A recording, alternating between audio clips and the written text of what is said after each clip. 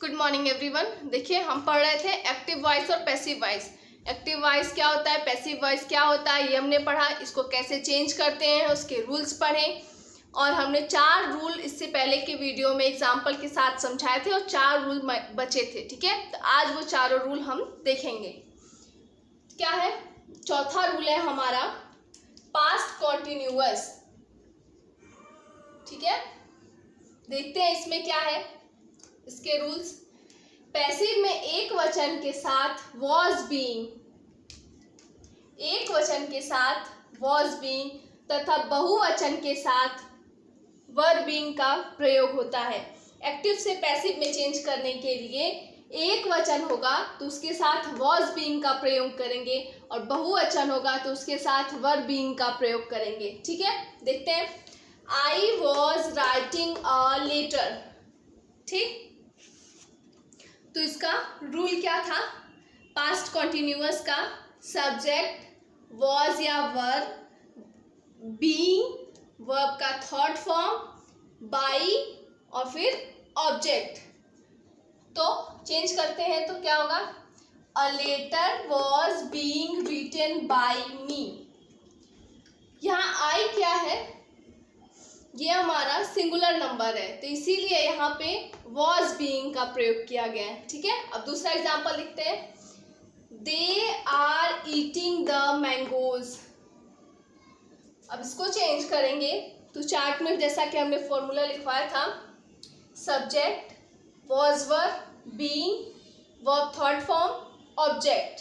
ठीक, तो हम इसको लिखेंगे The mangoes were being eaten by them। ठीक, यहाँ पे वर्ब का प्रयोग इसलिए किया गया है कि दे है। ठीक, दे हमारा क्या है? बहुवचन है, प्लूरल नंबर है, तो यहाँ पे वर्ब बीइंग का प्रयोग किया गया है। आई हमारा क्या है? एक वचन है तो यहाँ पे was being। दे हमारा क्या है? बहुवचन है, प्लूरल नंबर है, तो यहाँ पे हमारा वर्ब बीइंग। ठीक, अगला है हमारा प्रेजेंट परफेक्ट टेंस। इसमें क्या है? पैसिव में एक वचन के साथ हैज बीन और बहुवचन के साथ हैव बीन का प्रयोग होता है। दैट मीन्स सिंगुलर नंबर होगा तो हैज बीन, प्लूरल नंबर होगा तो हैव बीन का प्रयोग करेंगे। एग्जाम्पल देखते हैं। I have written a letter. A letter has been written by me। ठीक, सब्जेक्ट has या have plus been verb third form, by object. ठीक, A letter has been written by me। यहाँ पे has been का प्रयोग इसलिए किया गया है क्योंकि I जो है हमारा एक वचन है, सिंगुलर नंबर है और सिंगुलर नंबर के साथ हैज बीन। नेक्स्ट एग्जांपल लिखते हैं। We have eaten the mangoes. The mangoes have been eaten by us. ठीक, यहाँ पे हैव बीन का प्रयोग इसलिए किया गया है क्योंकि यहाँ पे वी है। वी क्या है? हमारा प्लूरल नंबर है और प्लूरल नंबर के साथ हैव बीन का प्रयोग करना है। सो The mangoes have been eaten by us। अब नेक्स्ट देखते हैं हम छठवां। देखिए सातवां है हमारा पास्ट परफेक्ट टेंस। ठीक, अब इसमें क्या है? पैसिव वॉइस में हैड बीन का प्रयोग होता है। पास्ट परफेक्ट टेंस में क्या है? पैसिव वॉइस में हैड बीन का प्रयोग होता है। एग्जांपल लिखते हैं। Ram had written a letter. A letter had been written by Ram। ठीक,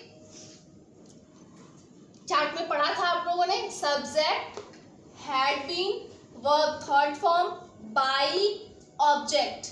ठीक, तो Ram had written a letter। A letter had been written by Ram। And last है हमारा आठवां फ्यूचर परफेक्ट टेंस। तो इसका क्या है? पैसिव में आई वी के साथ शैल हैव बीन तथा अन्य कर्ताओं के साथ विल हैव बीन का प्रयोग होता है।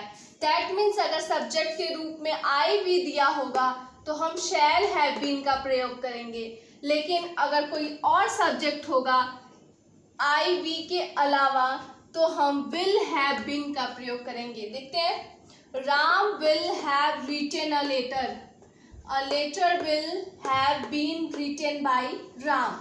ठीक, यहाँ पे क्या हुआ है, विल हैव बीन का प्रयोग हुआ है।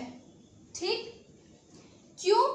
क्योंकि यहाँ पे हमारा सब्जेक्ट जो है वो आई और बी नहीं है, यहाँ हमारा सब्जेक्ट क्या है, अ लेटर। ठीक, तो यहाँ पे विल हैव बीन का प्रयोग किया है। यहाँ देखते हैं, he will have helped me। ठीक, I shall have been helped by him। Me change होके आई हो गया और क्या कहा है, आई वी के साथ shall have been, तो चूंकि यहाँ आई है इसीलिए shall have been का प्रयोग किया गया है। ठीक, तो he will have helped me, इसका पैसिव क्या होगा, I shall have been helped by him। ठीक, आपको समझ में आ गया होगा ये आठों टेंस कैसे एक्टिव से पैसिव में चेंज करते हैं। ठीक, एंड सबसे इम्पॉर्टेंट चीज क्या है, एक्टिव से पैसिव में चेंज करने के लिए हमेशा वर्ब का थर्ड फॉर्म होगा। एक्टिव से पैसिव में चेंज करने के लिए वर्ब का थर्ड फॉर्म ही प्रयोग करेंगे। तो यहाँ पे हमारा एक्टिव वॉइस और पैसिव वॉइस कंप्लीट हुआ। अब हम कल फिर एक नए चैप्टर के साथ आते हैं। Thank you.